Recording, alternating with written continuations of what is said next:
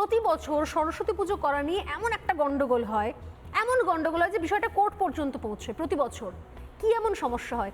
কারা এই সাব্বির আলী, কারা এই দাউদ আমান আলী, যারা আমান আলী মোল্লা, যারা এখানে এসে সরস্বতী পুজো করার জন্য মহিলাদের পড়ুয়াদের হুমকি দেয়, পুজো করতে বারণ করে এবং তারপর আবারও সেই কোর্টে দৌড়তে হয়? এবং এই কেমন প্রিন্সিপাল সুনন্দা গোয়েঙ্কা, যিনি এখানে বসে বসে এগুলোকে এন্টারটেন করছেন, তিনি বলছেন যে আমার কিছু করার নেই, এই আইন আইনের মতো করে চলবে। এই কেসটা কি এখানকার?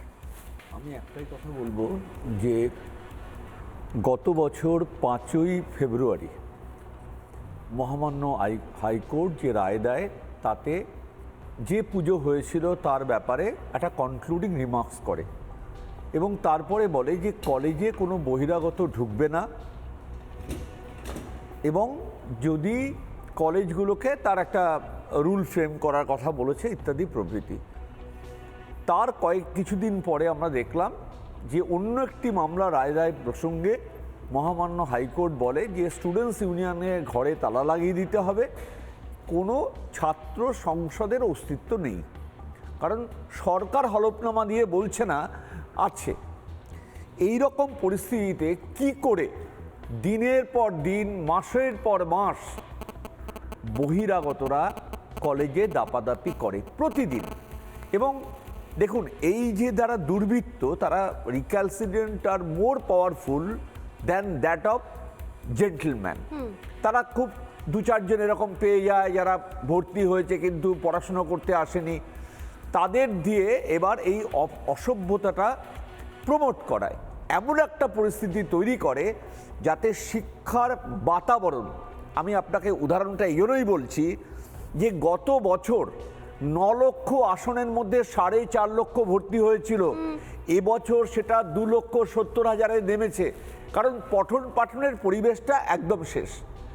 তাদের আছিলা হচ্ছে যে কোনো প্রকারে কলেজে বহিরাগতরা তাদের একটা রাজত্ব কায়েম করবে।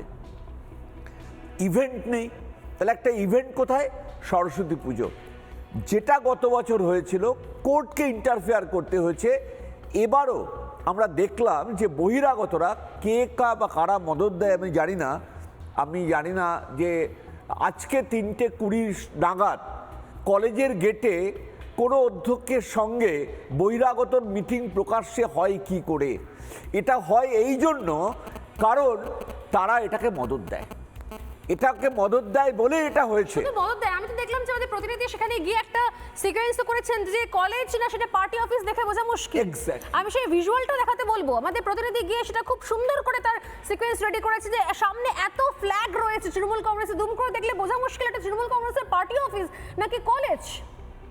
স্যার, এটা তো দেখুন, আমরা যে পোর্টালে, ইউজিসির পোর্টালে যে আপলোড করি তাতে আমাদের বারবার যে plastic free, poster free campus, এটা কিন্তু হলফনামা দিয়ে তাকে কাউন্টার সাইন করে আমাকে সাবমিট করতে হচ্ছে। আর আপনার যখন যদি ফিজিক্যাল ভেরিফিকেশন হয়, যেটা দেখবেন সেটা সম্পূর্ণ অন্য চিত্র। এটা কিছুতেই কেন বন্ধ করা যাবে না? এটা কোর্টকে সুমোটো আবারও নিতে হবে যে এই জিনিসটা চলতে পারে না। আমার একটাই বক্তব্য যে বহিরাগত কলেজে থাকবে না। রাজনৈতিক কর্মকাণ্ড যেহেতু কোর্ট আপাতত নিষিদ্ধ করেছে, কোনো দল তারা এখানে এই মাসলম্যান এক্সারসাইজ করতে পারবে না। এটাকে এনশিওর করতে হবে। আজকে ওসিকে আমরাও বলেছি যে আপনি দেখুন, এটা আমাদের সিকিউরিটি তারা ভয় পায়, প্রতি মুহূর্তে তারা ভয় পাচ্ছে। এই রকম একটা পরিস্থিতি কেন বাইরের লোক এখনো কলেজে ঘোরাঘুরি করবে? এবং তারা একটা সাম্রাজ্য বিস্তার করেছে, সেই সাম্রাজ্যটা এই প্রশ্নগুলো আমরাও করেছিলাম। আমি একবার এলিনা, ওখানকার অধ্যক্ষ, তার বক্তব্য একবার শোনাবো। আমি আসছি অরিন্দম আচার্যের কাছে, আমাদের সঙ্গে জয়েন করেছিলেন বিজেপি মুখপাত্র শঙ্করদেব পণ্ডাও। আপনারা জানেন যে এই প্রথমবার কেন্দ্র এবং রাজ্য একটা বিষয়ে সহমত হয়েছে যে সেখানকার যে অধ্যক্ষ সুনন্দা গোয়েঙ্কা তিনি অযোগ্য, তার যোগ্যতা নেই, এবং এটা হলফনামা দিয়ে জানানো হয়েছে। এবং এই হলফনামাতে কেন্দ্র রাজ্য উভয়ের সহমতি জানিয়েছে, সহমতে এসেছে। তারপরও তিনি চেয়ার অধিকার করে বসে আছেন। গতকাল আমি বলেছিলাম যে কোন অধিকারে তিনি বসে থাকেন, কোন অধিকারে তিনি কলেজে রয়েছেন। আজকে আমাদের প্রতিনিধিকে একই প্রশ্ন করেছে। এই প্রশ্নগুলো শুনুন এবং তারপর নিজেকেই জিজ্ঞাসা করুন যে কেন তৃণমূল কংগ্রেস রিপাবলিক বাংলার বুম দেখলে রীতিমতো পালাচ্ছে কেন। শুনুন।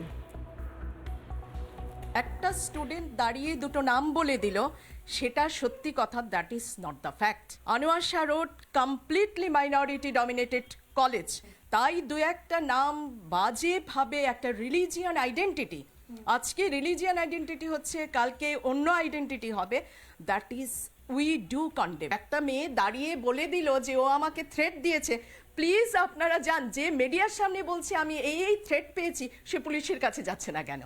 আর একটা মেয়ে বলা মানেই একটা ছেলে ক্রাইম কমিট করেছে, that is not, all are equal. Sabir Ali নাকি ঘনিষ্ঠ দাউদ আমিন মোল্লা এবং সেই নাকি তো আমাদের ছাত্রই না, আপনি যার নাম বলছেন। কিন্তু সাবির আলী তো এই কলেজে প্রচন্ড পরিমাণে প্রভাব খাটায়। না না, একদম বাজে কথা, আমি কমপ্লিটলি বলছি একদম বাজে কথা। আপনি দেখান কোনো কাগজপত্রে কোথাও, আপনি দেখান যা আমরা যা বাজেট ঠিক করেছি সেই বাজেটের টাকা কোনো ছাত্রকে হাতে দেওয়া হবে না। তাতে যদি পুজোতে আমাকে আরো বাধা দেয়, মিডিয়া কোনো মিডিয়া ট্রায়াল করে ফেলে, আই ডোন্ট কেয়ার। আমি নিজে, আমার কেস চলেছে, আমি মহামান্য আদালতের অর্ডারে এখানে এসে আমি কাজ করছি। যার কিছু বলার প্লিজ কোর্টে বলবেন। আমি একজন প্রিন্সিপাল, আমি ম্যাডামের নাম 1000 বার করতে বাধ্য। She is the president of governing body. কেউ যদি তার অবজেকশন জানায়, Mala Roy, madam Mala Roy, student has right to discuss about the appointment of a principal. Which law has given them that power and who are that students? নানা ধরনের content দেখার জন্য like করুন, share করুন আমাদের ফেসবুক পেজ, সাবস্ক্রাইব করুন আমাদের ইউটিউব চ্যানেল। পাশাপাশি অন্যান্য ব্রেকিং নিউজের জন্য অবশ্যই চোখ রাখুন রিপাবলিক বাংলায়।